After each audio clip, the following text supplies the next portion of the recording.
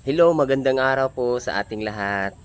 Sa kasabihang, ang taong hindi nang lalamang sa kapwa ay pinagpapala sa itaas.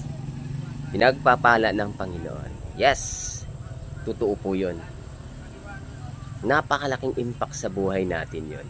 Ako nga po pala si Handy Maimot, akong entrepreneur, nagninegosyo. At saka may ilang taon na rin sa pagninegosyo. Ngayon ko palang nare-realize yung mga nangyayari sa buhay pag may mga kasabihang ang taong hindi nang lalamang sa kapwa ay pinagmapala sa taas. Yes, totoo yun. Totoong totoo. Di baling ikaw ang lalamangan, wag lang ikaw ang manlamang. Yes, ang ganda. Isi-share ko lang yung araw na to is na-experience ko lang na bakit yung bakit nangyari yun na dahil ganito kasi ang nangyari sa pwesto, sa palengke. Meron akong pwesto, may mga kasama din akong mga katabi sa gilid lang ng daan. So ngayon, ang nangyari, magkakasama kami. Matagal na kaming magkasama. So ngayon, ang nangyari, yung ngayong magdi-December, syempre agawan ng pwesto ngayon kasi maraming magpipwesto. Ang nangyari, nagsukatan na ng pwesto. Wala ako doon.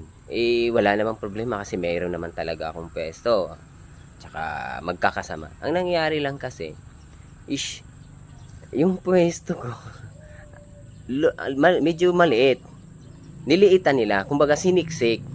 Tapos yung iba lumuwag. Yun na, parang sabi ko, dismayado ako. Kaya sabi ko, grabe. Hindi ko dismayada ako. So ngayon, medyo naano ako. Ang gagawin ko sana magreklamo, pagsabihan sila ba't ganito. Makikipag-usap sana or makikipag-away sana ako or makipagdebatihan sana ako, pero hindi ko gagawin.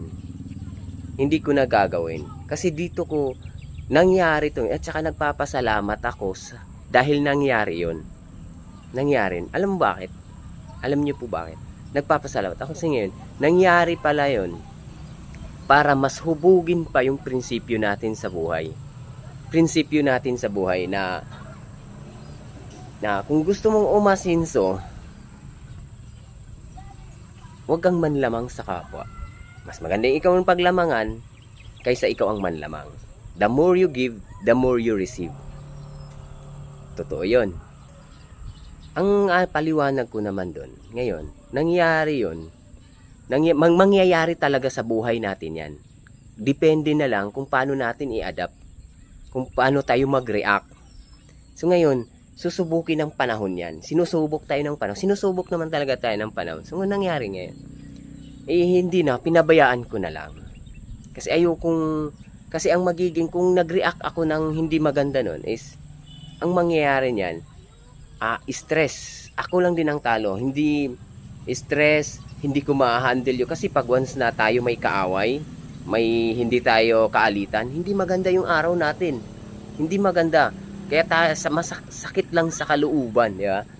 Ano niyo yan? Ngayon, na-realize ko na kaya umaasenso yung mga taong hindi na lamang. Kasi, ganito kasi yan. May peace of mind. Kumbaga, mapagbigay. Hindi mapagbigay. Sa araw-araw nila is payapa sila. Kasi wala silang nilalamangang tao. Yun. Wala silang nilalamangang tao. Payapa. At saka doon, kung may kaalitan ka, hindi ka na focus sa negosyo mo. Hindi ka na magiging focus sa negosyo mo. Kundi, nagiging focus ka na lang dun sa mga kaalitan mo. Hindi tama yun eh. So ngayon, ang negosyo mo, hindi ka na makakaisip ng matino o matama kung paano kumita pa to, makabenta pa to, kung paano to palakihin. Hindi ka na doon nagpupokus. Nagpupokus ka na doon sa kaalitan mo, sa sama ng loob. Di ba? So, ngayon, susubukin pala ng panahon na mapagbigay, pagkumbaba. Pakumbaba. Kasi yan naman talaga ang susi. Yung payapa yung isip po. Kaya ngayon na-realize ko na dumadating sa puntong nilalamangan tayo. Sa atin na lang kung paano tayo mag-react. paano natin i-handle yung mga prinsipyo na yon. Nangyayari sa buhay natin yan. Nangyayari lahat yan sa buhay natin. Walang makaka-escape niyan. Lahat makakaranas ng ganyan. Nangyayari lang yan dahil sinusubukan tayo ng panahon kung gaano ba katibay yung mga prinsipyo natin sa buhay. Yung mga paniniwala natin sa buhay. Yan, sinusubukan lang yan. Kaya yung mga wisdom ng Panginoon, yung mga magagandang mababasa natin o malalaman natin sa mga salita niya, yan ang magagamit natin sa buhay natin. Pati sa pagninegosyo, kahit hindi pagninegosyo, kahit saan magagamit natin yan. Kaya nga, hanggang dito na lang ako at saka yun lang po yung isi-share ko sa inyo ngayon. At sana'y mapupulutan nyo ng aral. To God be the glory. To God be the glory. Bye-bye.